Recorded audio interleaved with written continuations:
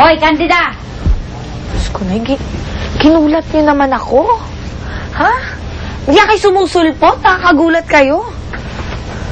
Ano po? Gusto ka na, Nay? Ano ginagawa mo rito? Ba't nandito ka?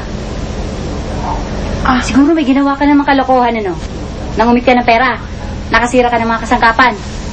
Baka naman sinabunutan mo naman yung amo mo. Inay, hindi po ako hudlom. Siya. Siya? Siya ang best friend ko. Kasama ko po sa bahay si Rosella, ang nanay SB ko.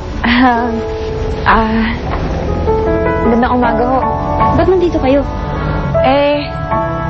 Nay, dito po muna kami. Bakit? Wala ka ng trabaho?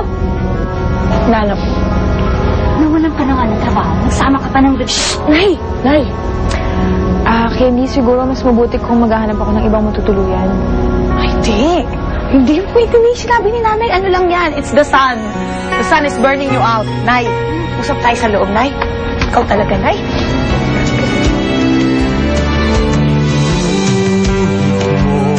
Ang aking larawan, binalik ang buhay ng aking katawan. Ikaw nga ba ang kasintahan mula sa kung kailan paman? Ikaw mo ang aking damdamin, nagmumula sa mundong madilim. Ikaw nga ba ang binibini, nakatakda para sa akin? Ikaw nga ba ang aking pagsinta?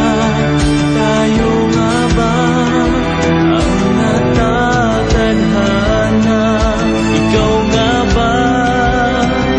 Ikaw nga ba? Tayo na nga bang dalawa? Ikaw nga ba? Ikaw nga ba?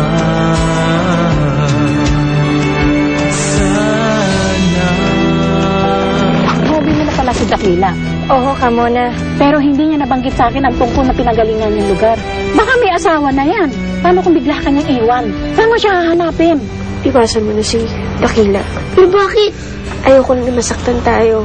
Gusto ko na rin putulin ang lahat. Mahal kita, Jessa. May namamagitan na sa ating dalawa. At hindi kayang buwagin yun. Yung kahit anumang nakaraan ko. Ay! Miss, pasensya ka na. Ako nga pala si Jessa. Ako si Rosella.